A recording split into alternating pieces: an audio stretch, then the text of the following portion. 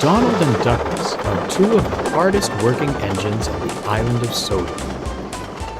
They handle goods and passengers with ease, and are happy to help on both the main and branch lines.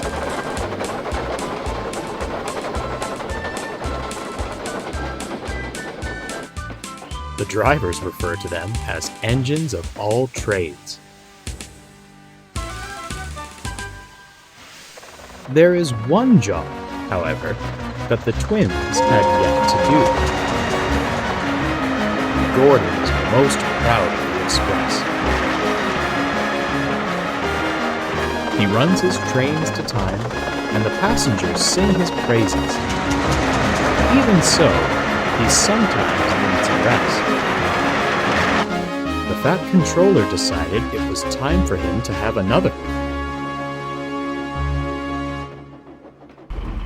It didn't take long for Henry and James to begin boasting.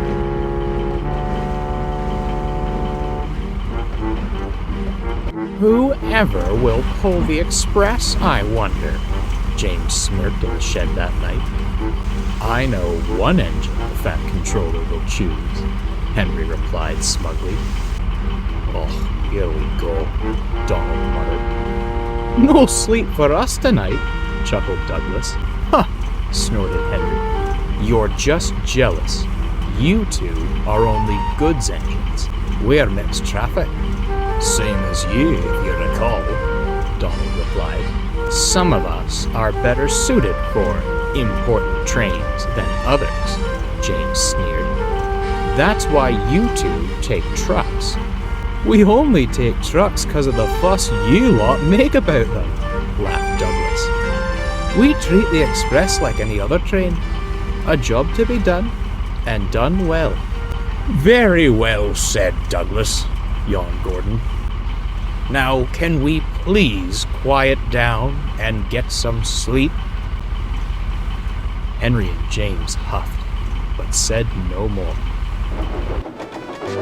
"Those two could certainly do with having their wheels trimmed," Gordon grumbled to the twins next morning. "Their boasting is maddening at times." "Aye," chuckled Douglas, "but there's not a thing to do for it." "If you two took the Express," Gordon replied, "it would certainly knock some sense into them." "If the Fat Controller asks us to, we will," smiled Donald. "For now, we've got trucks to sort." The twins gave cheerful whistles and puffed off, leaving Gordon wondering how to give them their chance. Fortunately, he wouldn't have to do a thing. James and Henry were being ready for the day's work. Nearby, Donald and Douglas were shuffling trucks for their morning trains.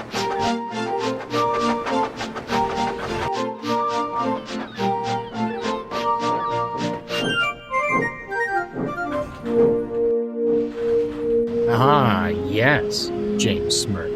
"You won't see express engines shunting dirty trucks." "Indeed," laughed Henry. "It wouldn't do to look shabby for the passengers."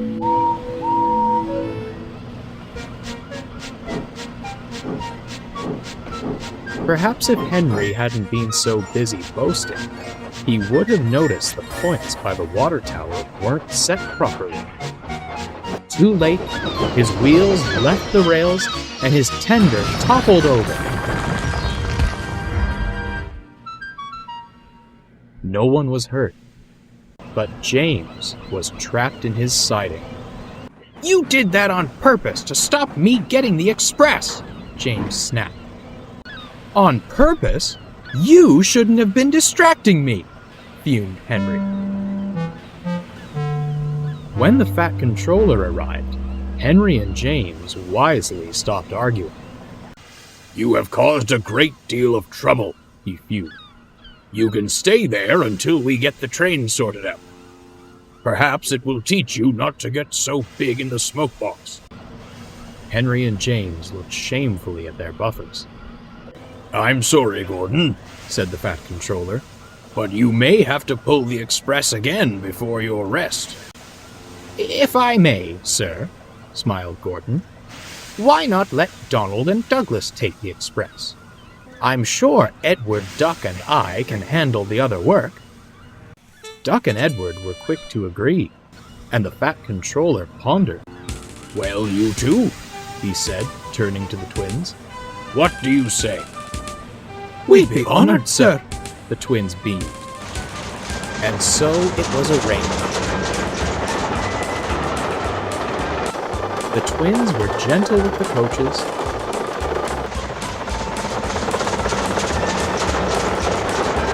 gave the passengers a smooth ride, and charged over Gordon's Hill. They had no trouble keeping to time. In fact, they were often early.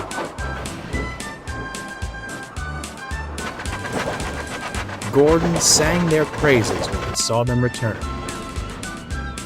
"You two look splendid flying along the line. I dare say we ought to call you the Flying Scots. I'm sure my dear brother would agree if he could see you." "All in a day's work," smiled Donald. "I suppose," chuckled Douglas, "some of us are better suited for important trains." James and Henry, who were both stuck on goods work, said nothing at all.